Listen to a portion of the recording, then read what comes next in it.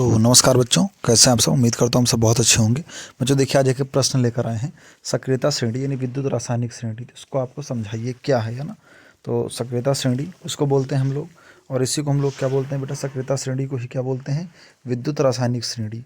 तो ये क्या है, इसको समझाना है आपको तथा इसके एक उपयोग भी लिखना है, मतलब इसका क्या उपयोग है वो भी मैं यहाँ आपको बताऊंगा। ठीक है बेटा, चलिए फटाफट से बिना देर के वीडियो को शुरू करते हैं। तो आज का ये बहुत इंपॉर्टेंट प्रश्न है बेटा, कक्षा 10 और 12 के बोर्ड एग्जाम में कई बार आया हुआ है। तो इसको आपको समझाएंगे बिना देर के, फटाफट से चलिए वीडियो को स्टार्ट करते हैं। देखिए बेटा, लिखा गया है कि धातुओं की सक्रियता श्रेणी क्या होती है ना। तो यहाँ पर मैंने लिखा हुआ है। उससे पहले आपसे छोटी सी रिक्वेस्ट है, अगर आप चैनल पर पहली बार आए हो तो वीडियो को लाइक कर देना, साथ ही साथ चैनल को ज़रूर सब्सक्राइब कर देना, क्योंकि हमारे इस चैनल पर आपको ऐसी वीडियोस मिलती रहती हैं। देखिए बेटा, लिखा गया है कि धातुओं की सक्रियता श्रेणी है ना, क्या धातुओं की सक्रियता श्रेणी, जिसको हम लोग बोलते हैं विद्युत रासायनिक श्रेणी, क्या होती है। तो बेटा, धातुओं की जो सक्रियता श्रेणी होती है, यानी हम लोग जिसको विद्युत रासायनिक श्रेणी बोलते हैं, वह ऐसी सूची होती है जिसमें धातुओं की क्रियाशीलता की अवरोही क्रम में उसको व्यवस्थित किया जाता है। इसमें धातुओं की जो क्रियाशीलता होती है उसको अवरोही क्रम क्या होता है बेटा, मतलब नीचे की ओर जो है वो घटते क्रम में उसको क्या किया जाता है, व्यवस्थित किया जाता है। ठीक है, ये धातुओं की जो सक्रियता श्रेणी होती है, तो उसमें धातुओं की जो क्रियाशीलता होती है उसको अवरोही क्रम में व्यवस्थित किया जाता है।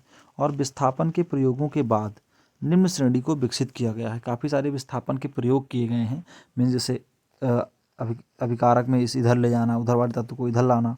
तो ऐसे काफ़ी सारे प्रयोग करने के बाद इस श्रेणी को विकसित किया गया, और इसी श्रेणी का नाम क्या रखा गया है, सक्रियता श्रेणी। तो उम्मीद करता हूँ कि आपको ये समझ में आ गया होगा क्या है सक्रियता श्रेणी बेटा।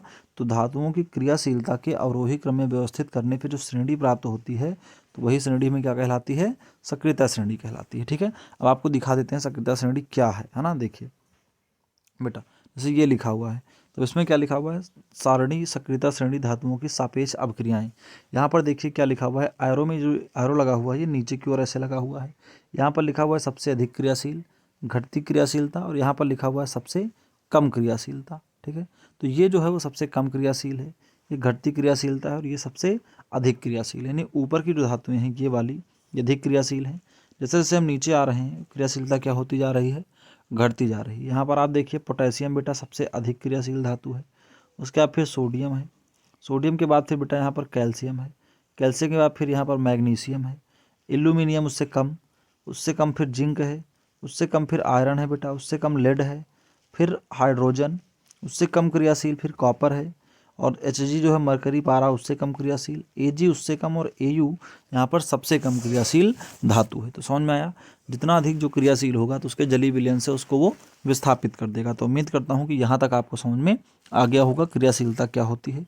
आगे देखिए बेटा, लिखा गया है कि अनुप्रयोग, यानी जो विद्युत रासायनिक श्रेणी होती है तो उसके बेटा यहाँ पर क्या अनुप्रयोग होते हैं, कौन कौन से इसके प्रयोग होते हैं। तो पहला पॉइंट देखिए, यहाँ पर लिखा गया है कि विद्युत रासायनिक श्रेणी की सहायता से, यानी जो विद्युत रासायनिक श्रेणी होती है उसकी सहायता से धातुओं की अभिक्रियाशीलता की तुलना की जा सकती है। यानी जो धातुएं होती हैं उनकी क्रियाशीलता क्या की जा सकती है, तुलना की जा सकती है। दूसरा पॉइंट है, विद्युत रासायनिक श्रेणी की सहायता से विभिन्न धातुओं द्वारा अम्लों से हाइड्रोजन विस्थापित कर पाने की क्षमता की जानकारी प्राप्त होती है।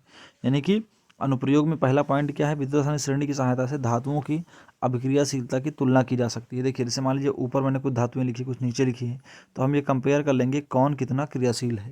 दूसरा पॉइंट है, विद्युत रासायनिक श्रेणी की सहायता से विभिन्न धातुओं द्वारा अम्लों के हाइड्रोजन विस्थापित कर पाने की क्षमता, यानी जो अधिक जितना क्रियाशील होगा तो अम्ल की सहायता से हाइड्रोजन विस्थापित कर पाने की क्षमता में हम मेजर कर लेंगे कि कौन सा जो तत्व है वो कितना ज़्यादा अभिक्रियाशील है।